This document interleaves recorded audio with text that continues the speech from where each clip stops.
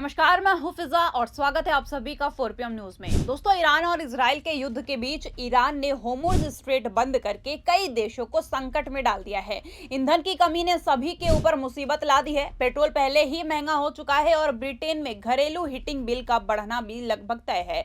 लेकिन क्या आपने कभी सोचा है कि क्या होर्मुज बंद होने से सिर्फ ईंधन पर ही असर पड़ेगा? तो इसका जवाब है नहीं। दरअसल आपको बता दें कि ये जंग सिर्फ पेट्रोल, डीजल या ईंधन तक सीमित नहीं है, बल्कि इसका असर हमारी रोजमर्रा की जिंदगी से जुड़ी कई अहम चीजों पर भी पड़ रहा है। दुनिया भर में इस्तेमाल होने वाले कई जरूरी रसायन, गैसें और दूसरे उत्पाद आमतौर पर एक बहुत महत्वपूर्ण समुद्री रास्ते हैं। होर्मुज जलडमरू मध्य से होकर आते हैं। ये रास्ता अंतर्राष्ट्रीय व्यापार के लिए बेहद अहम माना जाता है, क्योंकि इसके जरिए अलग अलग देशों के बीच बड़ी मात्रा में सामान की आवाजाही होती रहती है।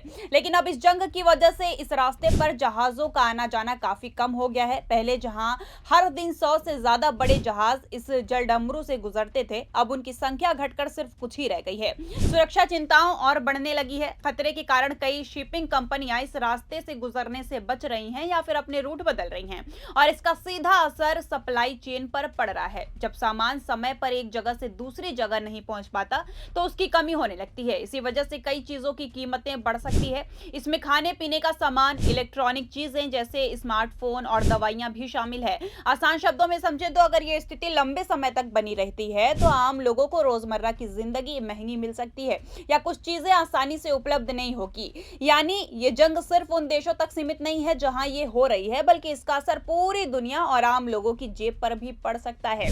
दोस्तों, आपको बता दें कि तेल और गैस से कई तरह के पेट्रोलियम्स बनते हैं और खाड़ी देशों में इन्हें बड़े पैमाने पर तैयार करके दूसरे देशों में भेजा जाता है। इन पेट्रोलियम्स में सबसे जरूरी चीज होती है खाद, यानी कि फर्टिलाइजर, जो खेती के लिए बेहद अहम होते हैं। बिना खाद की अच्छी फसल उगाना मुश्किल हो जाता है, इसलिए ये पूरी दुनिया की कृषि व्यवस्था की एक मजबूत कड़ी है। संयुक्त राष्ट्र के मुताबिक दुनिया में इस्तेमाल होने वाली लगभग 1/3 खाद जैसे यूरिया, पोटाश, अमोनिया और फास्फेट आमतौर पर होर्मुज जलडमरू मध्य के रास्ते ही अलग अलग देशों तक पहुंचती है। यानी ये समुद्री रास्ता सिर्फ तेल के लिए नहीं, बल्कि खेती से जुड़ी चीजों के लिए भी बहुत जरूरी है। लेकिन अब इस संघर्ष के कारण इस रास्ते से खाद और उससे जुड़े उत्पादों की सप्लाई लगभग रुक गई है।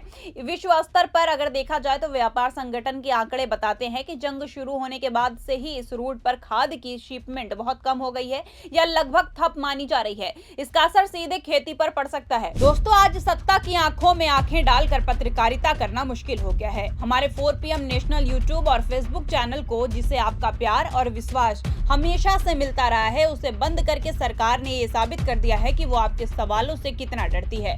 मुश्किल दौर है, लेकिन हम न रुके थे और न ही रुकेंगे। हम सच के लिए हमेशा लड़ते रहेंगे। ऐसे में 4 PM यूपी को ज्यादा से ज्यादा ज्वाइन करें और स्वतंत्र पत्रकारिता को जिंदा रखने के लिए जितना हो सके उतना हमारा आर्थिक सहयोग करें। आपके सहयोग से ये जंग हम जीत कर रहेंगे। विशेषज्ञों का कहना है कि अगर इस समय खाद की कमी होती है तो फसलों की पैदावार घट सकती है, खासकर इसलिए क्योंकि मार्च और अप्रैल का समय उत्तरी गोलार्ध में बुआई का सीजन होता है, जिसमें भारत भी शामिल है।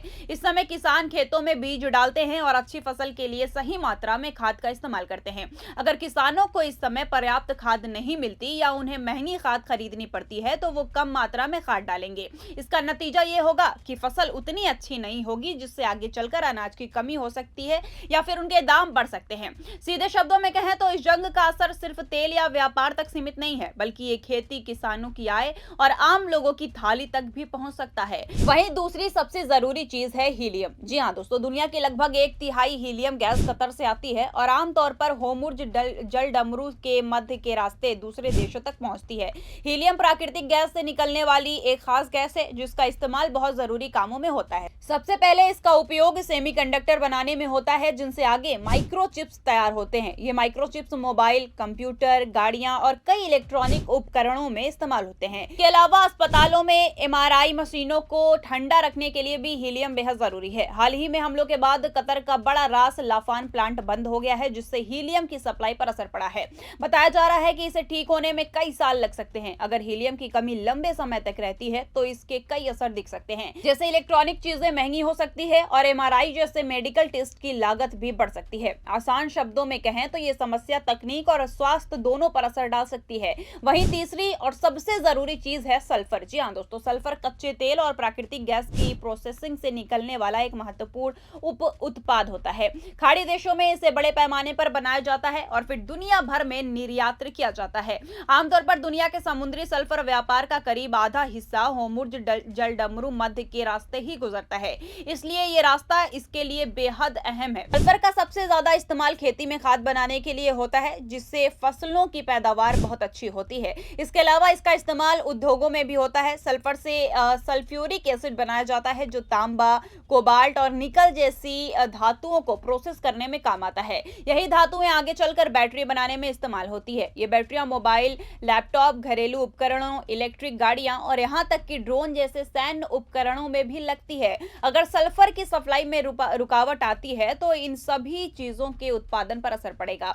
आसान शब्दों में कहें तो सल्फर की कमी से बैटरी से चलने वाली चीजें महंगी हो सकती है, जिससे आम लोगों को ज्यादा कीमत चुकानी पड़ सकती है। अब दोस्तों, सबसे ज्यादा चिंता की बात तो यह है कि अगर ये जंग लंबी चलती है तो सभी देशों को बहुत सी परेशानियां झेलनी पड़ेगी। और हमारे भारत देश की तो बात करें तो हमारी सरकार इतनी अच्छी तो नहीं है कि इन सब का इंतजाम पहले से ही करके रखी होगी। जिस सरकार के पास सिलेंडर और पेट्रोल पर्याप्त नहीं हो सकती, तो उसके पास ये सारी चीजें कहां से आएंगी। फिलहाल के लिए इस खबर में बस इतना ही। मिलते हैं अब आपसे अगली बड़ी खबर के साथ। अगर आपको वीडियो पसंद आई हो तो लाइक और शेयर जरूर करें, और अब तक आपने अगर हमारे चैनल को सब्सक्राइब नहीं किया है तो प्लीज कर लें। ऐसी तमाम बड़ी खबरों को जानने के लिए बने रहिए और देखते रहिए 4PM न्यूज नेटवर्क। धन्यवाद।